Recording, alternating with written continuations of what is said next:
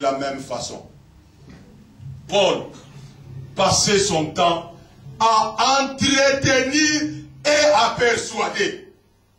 Le rôle du leadership dans l'église, c'est donner des enseignements intelligents.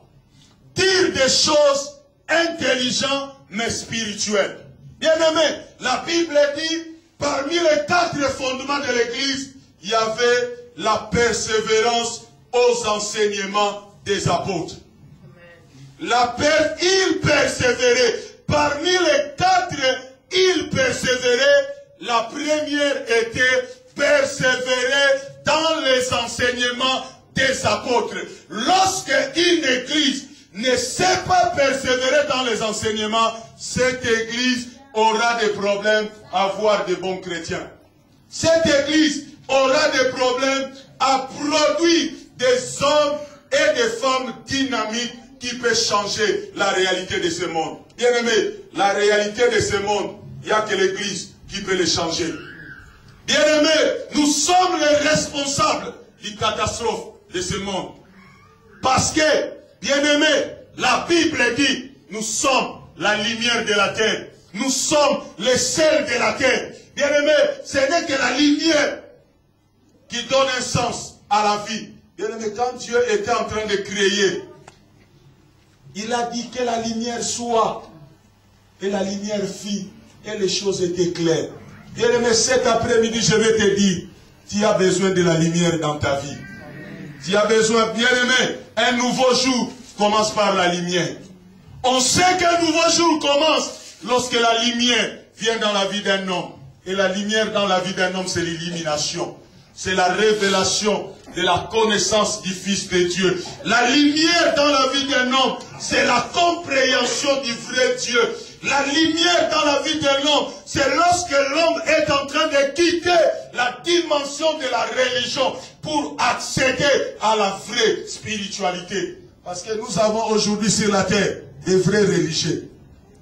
La religion, c'est quoi? C'est mettre en place un moyen pour atteindre Dieu. Et la religion met Dieu sur un piédestal pour montrer aux hommes, faites tout ce que vous voulez, vous n'atteindrez pas Dieu. On met Dieu comme dans des étagères sur les supermarchés. Tu viens seulement, tu contemples. Regarde, il y a des fois tu vas dans les magasins, tu n'as pas l'argent.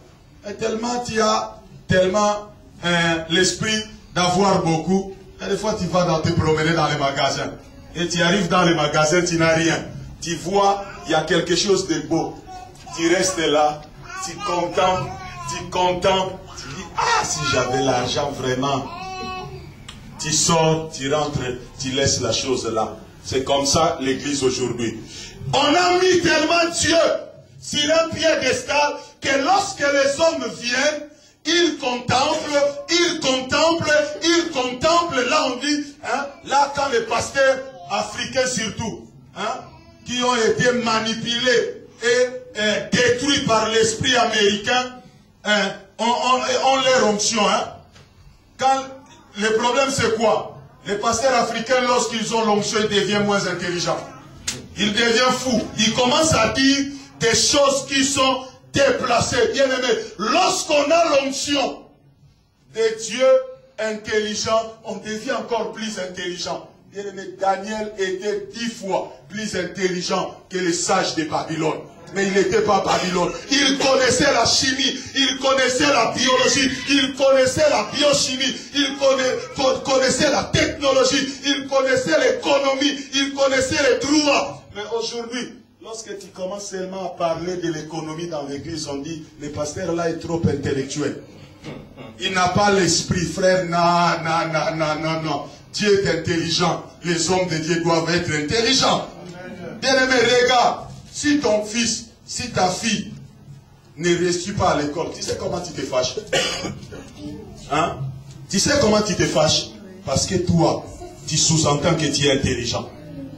Il y a même des parents qui disent, moi quand j'étais à l'école, j'étais pas bête comme toi. Moi quand j'étais à l'école, j'étais toujours premier de classe. Mais si Dieu maintenant est premier en intelligence, comment les serviteurs de Dieu ou les enfants de Dieu sont fous en intelligence, sont fous, sont folles dans les raisonnements. Ils raisonnent trop bas. Bien aimé, on dit, si Daniel, frère, revenait vivre, frère, dans cette époque, il ne viendra pas dans nos églises. On dit, Daniel connaissait toutes les sciences de Babylone. Bien aimé, comment on va gouverner ce monde? Hier, on était en train de tourner une émission ici. J'ai dit dans cette émission, j'ai dit, vous devez comprendre une chose. Il y a de cela 5 ans, dans les Financial Times, hein, pour ceux qui ne connaissent pas les Financial Times, je vais vous donner une grande révélation. C'est quoi les Financial Times, hein? C'est une grande révélation. Les Financial Times, c'est un magazine anglais. Hein? Un magazine financier anglais qui traite tous les dossiers par rapport aux finances et aux affaires. Et dans Financial Times, on a dit que le monde avait une crise énorme de managers. Parce que c'était difficile aujourd'hui de trouver dans les managers des conditions que le monde avait besoin. C'était l'intégrité et l'honnêteté. Parce que toutes les écoles de finance, toutes les académies de management pouvaient former de bons managers, mais ils ne peuvent pas former des hommes intègres et honnêtes. Et la seule institution qui peut former des hommes intègres et honnêtes, c'est l'Église. Et l'Église est des missionnaires. Hein? Quand il dit, pasteur, enseigne-nous un peu sur l'économie du marché. Le pasteur ne sait même pas c'est quoi l'économie du marché. Hein? Le pasteur ne lit pas toujours la Bible. Je l'ai dit hier. Lis aussi les magazines où on parle de l'économie, où on parle de la politique. J'ai dit la connaissance, c'est la capacité de prendre la Bible, les journaux, les informations télé, les choses que tu as entendues, les oui-dire, les mélanger ensemble et produire ce qu'on appelle la compréhension. Paul savait que le problème d'Éphèse, s'il va face à face attaquer Diana, il aura des problèmes. Les gens étaient trop liés à Diana, mais il savait que les gens là, il devait leur communiquer l'impact de la grâce de Dieu, l'impact qui change les systèmes. Bien aimé, nous pouvons changer les systèmes de la terre. Le but de l'église aujourd'hui, c'est pour changer les systèmes de la terre. Je l'ai dit hier, le but de l'église, c'est pas pour aller au ciel.